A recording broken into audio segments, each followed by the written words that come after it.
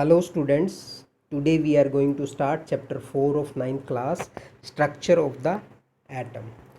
तो last chapter में हमने एटम के बारे में काफ़ी स्टडी कर लिया था कि मैटर जिस यूनिट से मिलके बना होता है उनको हम एटम बोलते हैं।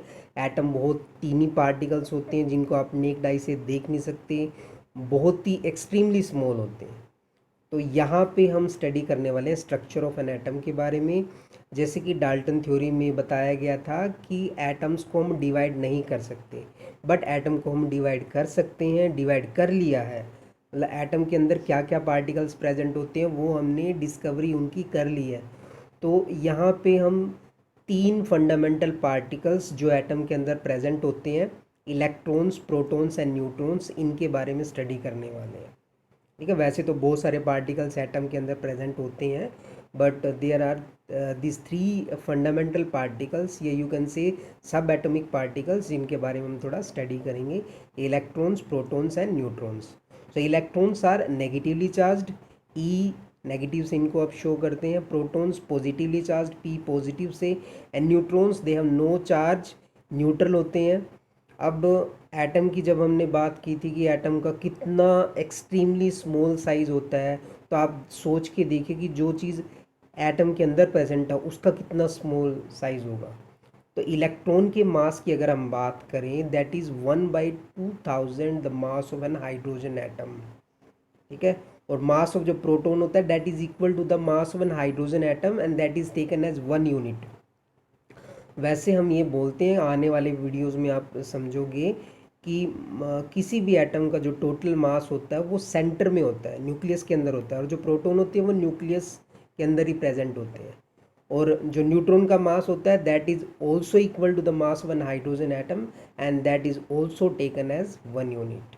ये आगे आने वाली वीडियोज़ में आपको क्लियर हो जाएगा। अब हम देखते हैं डिस्कवरी ऑफ सब एटॉमिक पार्टिकल्स, जो फंडामेंटल पार्टिकल्स हैं। किस पार्टिकल की डिस्कवरी किसने की थी, कब हुई थी? तो 1900 में जे थॉमसन ने इलेक्ट्रॉन की डिस्कवरी की थी एटम के अंदर। ठीक है, उसने पता लगाया था कि एटम्स में नेगेटिवली चार्ज पार्टिकल्स प्रेजेंट है। इन नेगेटिवली चार्ज पार्टिकल्स की जो डिस्कवरी थी वो कैथोड रे की वजह से हुई थी। एक्सरे ट्यूब में कैथोड रेज की वजह से इनकी डिस्कवरी हुई थी। 1886 में ई गोल्डस्टेन ने प्रोटॉन की डिस्कवरी की थी, वो पॉजिटिवली चार्ज्ड पार्टिकल्स थे। इनकी डिस्कवरी कैनाल रे की वजह से हुई थी। कैनाल रेज को हम एनोड रेज भी बोलते हैं। ठीक है, वो पॉजिटिवली चार्ज पार्टिकल्स थे। 1932 में चैडविक ने उन पार्टिकल्स की डिस्कवरी की थी जिन पे कोई चार्ज नहीं होता, मतलब न्यूट्रॉन्स की डिस्कवरी की थी। तो इन साइंटिस्ट के नाम आप ज़रूर याद रखना, किसने इलेक्ट्रॉन की डिस्कवरी की, किसने प्रोटॉन की डिस्कवरी की और किसने न्यूट्रॉन्स की डिस्कवरी की। तो ये ध्यान रखना, आपने क्वेश्चन पूछे जा सकते हैं आपसे। नेक्स्ट है स्ट्रक्चर ऑफ एन एटम, मतलब जो हम फंडामेंटल पार्टिकल्स जो हम पढ़ रहे हैं, इलेक्ट्रॉन, प्रोटॉन, न्यूट्रॉन्स, वो एटम में कहाँ प्रेजेंट है, किस जगह प्रेजेंट है।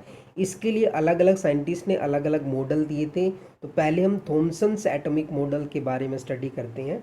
तो इसके अकॉर्डिंग देखो, इसने थॉमसन ने क्या कहा था कि एटम का जो पॉजिटिवली चार्ज होता है ना, वो पूरे एटम को उसने एक स्फीयर मान लिया, पूरा एक स्फीयर है, और वो जो पॉजिटिव चार्ज है स्फीयर पे यूनिफॉर्मली डिस्ट्रीब्यूटेड है, एक समान पूरे स्फीयर पे पॉजिटिव चार्ज है, और इलेक्ट्रॉन्स उसमें एम्बेडेड है। इसका जो मॉडल था, इसको कंपेयर किया गया था पडलिंग केक या वाटरमेलन से। मतलब जैसे हम केक के ऊपर पडलिंग रखते हैं, केक तो हो गया पॉजिटिव चार्ज, उसके ऊपर जो पडलिंग्स, किशमिश वगैरह रखी जा रही हैं वो हो गए इलेक्ट्रॉन्स नेगेटिवली चार्ज। या सिमिलरली आप वाटरमेलन का एग्जांपल ले सकते हो, जो रेड वाला पोर्शन होता है वो हो गया पॉजिटिव चार्ज, और उसमें जो बीज, जो सीड्स होते हैं वाटरमेलन के, कहीं कहीं पे एम्बेडेड्स हैं, वो इलेक्ट्रॉन्स कंसीडर कर लिए थे। तो an atom consist of a positively charge sphere, पूरे स्फीयर पे पॉजिटिव चार्ज हो गया, and electrons are embedded in it. ये आप डायग्राम में देख सकते हो। The negative and positive charge are equal in magnitude, so the atom as a whole is electrically neutral. Second postulate में थॉमसन ने ये कहा था कि एटम इलेक्ट्रिकली न्यूट्रल होता है क्योंकि जो मैग्नीट्यूड ऑफ पॉजिटिव चार्ज है that is equal to magnitude of negative charge. तो ये थॉमसन का मॉडल था, बट बाद में ये फेल हो गया था। इससे नेक्स्ट मॉडल हम नेक्स्ट वीडियो में स्टडी करेंगे।